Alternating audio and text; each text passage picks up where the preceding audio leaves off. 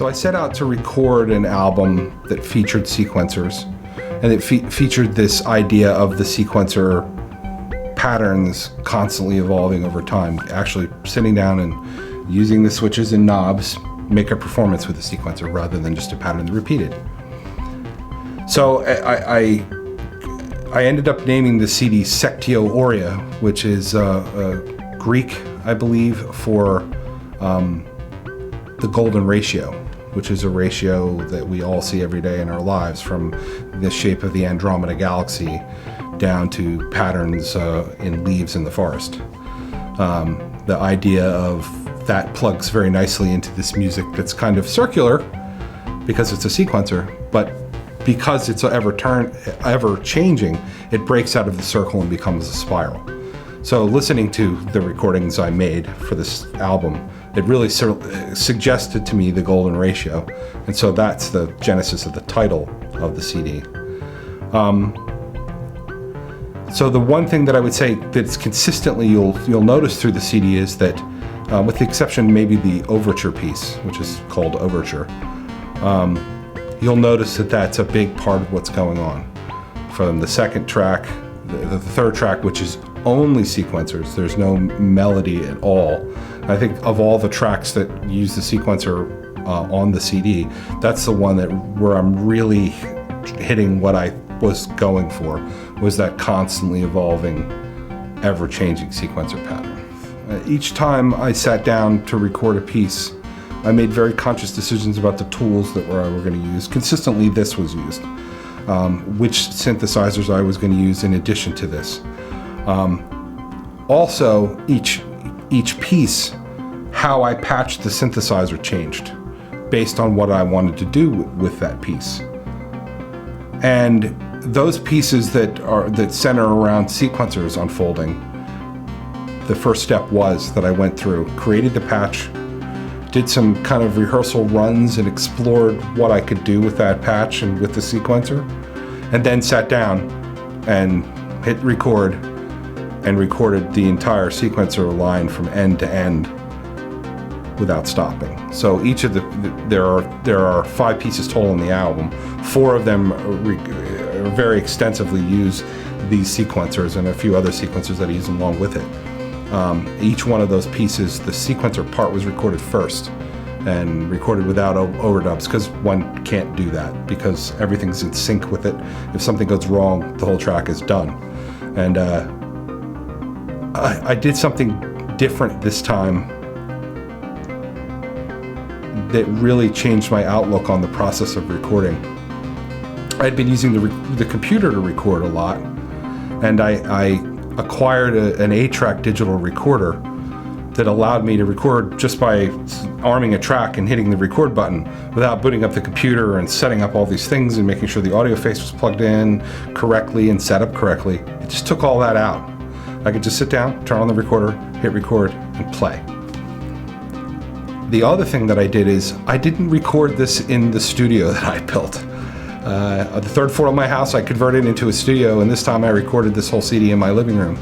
Because I found that in my studio I have everything set up and everything connected, which means I try to use everything and I try to experiment with everything, and that is bad. So making a decision, okay, I'm going to use the modular, I'm going to use this vintage Maxi Korg, or I'm going to use the Moog Sonic 6, or I'm going to use a Juno 106. Making these decisions about what instruments are I going to use kind of helped to direct the shape that the piece took. So I would say it's improvisational, but with a lot of upfront work to frame out and block out what that improvisation would end up being.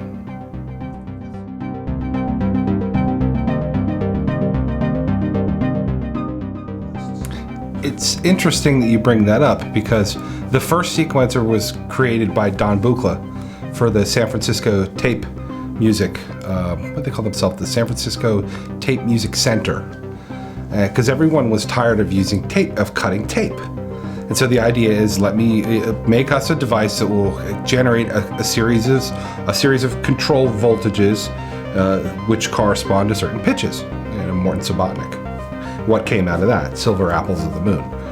Definitely sequencer music, not necessarily tonal sequencer music, but sequencer music. So it seems like the idea to create the sequencer probably came out of what folks were hearing from people like Terry Riley and Steve Reich and other people who were experimenting with tape, because Steve Reich certainly experimented with tape. But others came, like Tangerine Dream or Klaus Schulze or Michael Honig. They didn't come out of that academic background or that background of tape so much. So it seems to me like these instruments fell in their lap and they said, oh, what can we do with this? And they kind of created something. I don't think that the sequencer was originally intended to do what they used it to do. But I'm glad that they did it, because they created this whole, genre of electronic music that I certainly love so much. Certainly influenced me.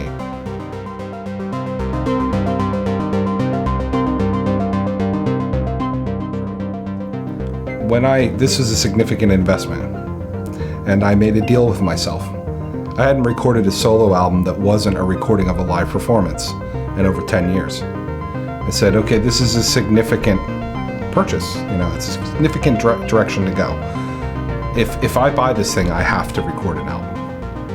And I think it was all the concerts that we did together that I really wanted to do this. I really wanted to record a solo album, but the motivation wasn't there. The energies hadn't aligned right to energize me to go do it. And so then you and I played that series of concerts together, and coming off of the energy of us playing together was what fed me into the current that pulled me into the Sectio Aurea. After playing those series of concerts, I was really energized. I had learned more about the instrument. I felt like I had learned more about how to make compelling sequencer music through that process, and I really wanted to experiment with that. So I said, one day I decided, okay, I'm going to start it. And I set the synthesizer up, patched it, and recorded this 25-minute sequence. It's probably the best thing I ever did. And then 2 days later, I deleted it by mistake. But and all my social media friends patted me on the back and said it's okay. The next thing you record will probably be better. I don't think it was, but it was. I don't know that it wasn't as good, but it wasn't the same. But I really ended up really liking what I recorded, and it's the third piece on the album. So that was the beginning of that. But there was a couple of days where it's never happened to me before, I was really upset about the fact that I had lost that piece of music. And being an IT professional, backup, I deleted the backup too soon. So now everything that I record immediately goes on my Dropbox account, so it can never really ever go away.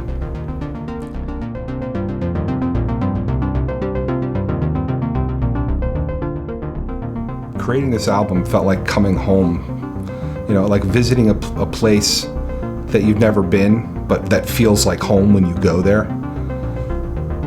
Because all of the electronic synthesizer music that I've ever created, I was trying to do what I did on this CD.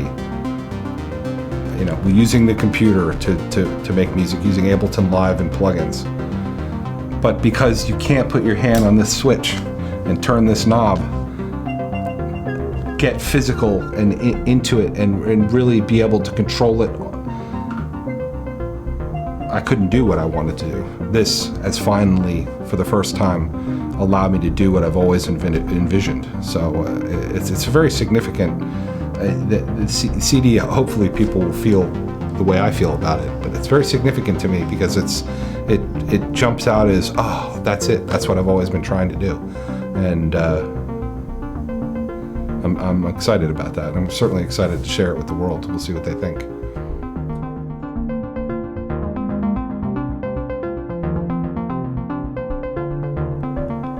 All music that I enjoy and gravitate towards is filled with mystery. People like to call this electronic music, though that I feel like that term has been stolen by modern electronic music makers.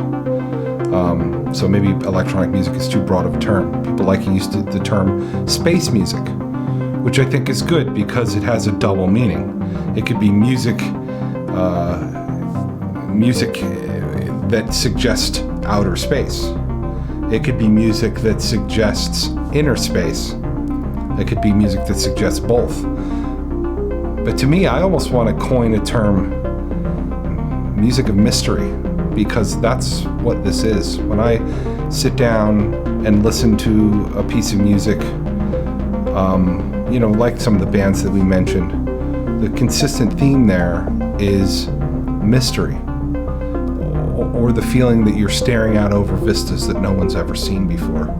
So I think that's probably why people use the analog of space music, because it's as though, okay, we've gone out somewhere far from Earth to some planet where, ammonia is in a liquid state because it's so cold, where things just don't look and act like they do here on Earth. But I think it's even further than that. I think you could even get more esoteric about it. It's like glimpsing into other universes, or glimpsing into inner universes. It's like the musical equivalent of a Dali painting, abstract and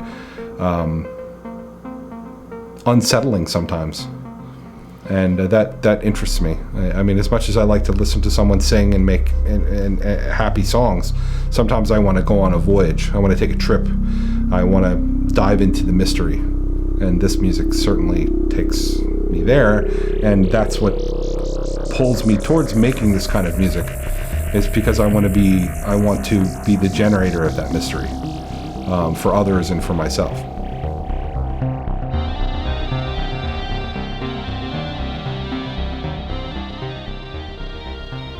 Yeah, I think it certainly is a milestone on the road of musical development for me.